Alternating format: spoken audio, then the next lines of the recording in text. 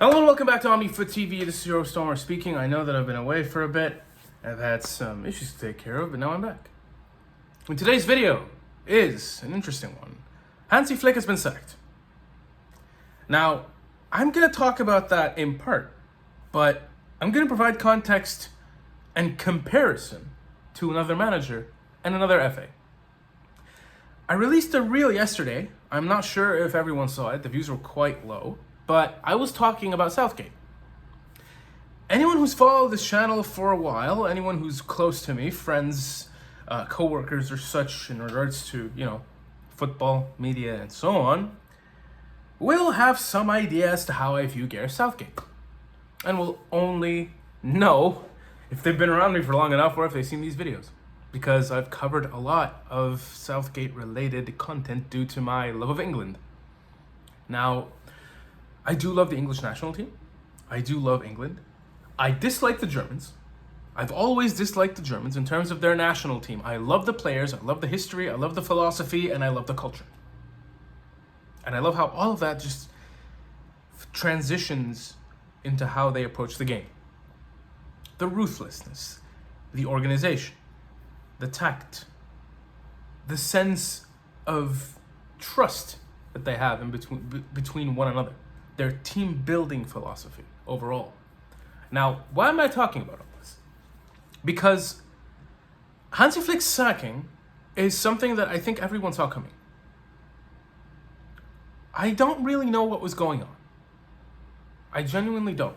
It's one thing to look at a manager and think, this guy's a good manager. Why is he not cutting it? I mean, managing national teams is very different to managing clubs. You have much less time to actually bring the players together.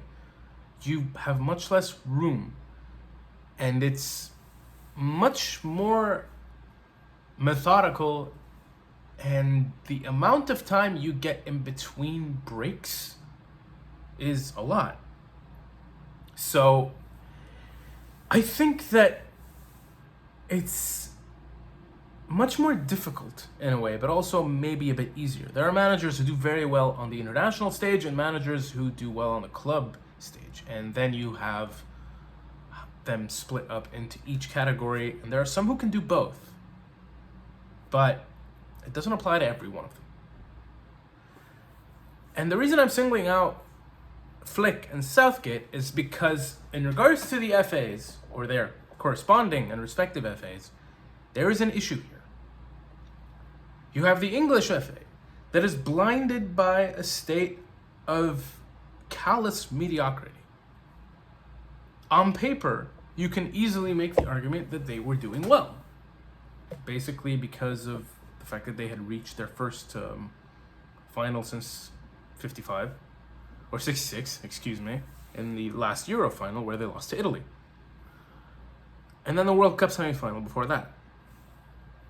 Now, on paper, that looks fine and dandy. But if you look at the details, in regards to England, the devil really is in the details. I have never had a manager outwardly depress me to a degree where I didn't want to watch the sport anymore. Like, there are managers who are competent and capable, and then there are spineless cowards who find themselves in a position of power, and due to the fact that they are incapable of actually mastering what's happening around them, they flip a switch and take a back seat and decide to just utilize whatever form of nepotism they can to get ahead. That's exactly what Southgate has done. And I'm speaking about him on a professional level, mind you. I have no idea what he's like on a personal level. But he does not have the he does not have the personality. And he has never had the personality to be a good manager. I've made that statement time and time again. I have never seen a manager self-sabotage in a way that was so plain and obvious and somehow still get away with it. Because of how good this team is. Whereas you have Flick, right? The German FA is an institution built upon excellence. And I say that with passion because it is. The plan that Germany had from 2004 until they managed to lift the World Cup in 2014, the fact that they were willing to take hits and still move forward that they would not settle for mediocrity, that they do not settle for mediocrity in their league. They have won 4 World Cups. 4. And then you have England, who've won 1. The founders of the game. 1 World Cup. 1 World Cup final. Germany has this healthy managerial environment where they actually bring up managers. England do not. It's a very different landscape when you look at both countries, when you look at both footballing cultures, when you look at both schools of footballing thought, when you look at both institutions. Flick was sacked because he, as a good manager, could not bring in the results. Whereas Southgate, a horrible manager, has not yet been sacked because the FA wants a puppet in charge. He's been able to get results, but still, somehow, at his own expense. It is baffling to me, the world of football that we live in now. The way the game is run. When you look at these 2 teams in particular, you look at the rivalry between England and Germany. And the fact, by the way, that Southgate beat Flick's Germany, or Löw's Germany, excuse me, because back then it was still Jogi Löw, in the last Euro. I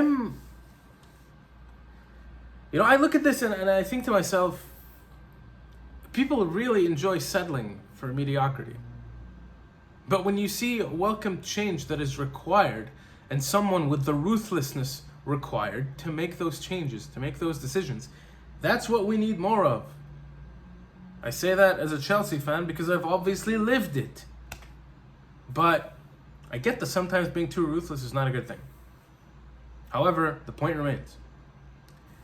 The interesting thing about both these managers is that one of them is capable and has failed, whereas the other is incapable, and despite the fact that he has constantly used every means to sabotage himself, has somehow, on paper, succeeded.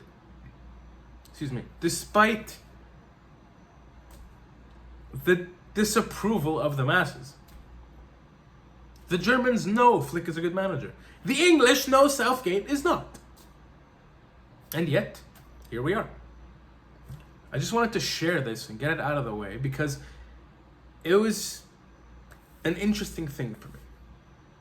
I found this of great interest. I wish Flick all the luck in the world. Based on whatever he's going to do next, I think he's going to succeed. Truly, wherever he chooses to go. Because he is that good a manager.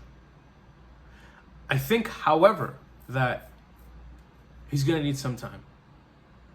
Southgate, though, I can't wait to see that guy just leave the game altogether. I've had enough of him personally. I don't know about you guys, but I have. And his presence in the game is just cancerous to me. And to every fan I've spoken to, actually.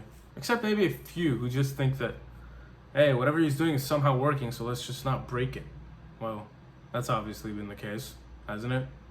Especially bearing in mind how horribly he set his team up against Ukraine. You win some, you lose some. Anyways, thank you all for watching this video. It's been a minor rant. I've enjoyed shooting it. I hope you guys have enjoyed watching it. Subscribe to the channel if you haven't. And hit that bell notifications button to get up... what's the word? I've lost my vocabulary. To get updates on when we post, because we post content on a daily basis here. Like the video if you... Oh, what's wrong with me today? Like the video if you haven't, and dislike it if you feel like you haven't enjoyed it. I don't really care at this point. And if you have anything to say about anything I've said or otherwise, the comment section is open below for a healthy form of discourse. Thank you once again for tuning in, and I will see you all next time the whistle blows.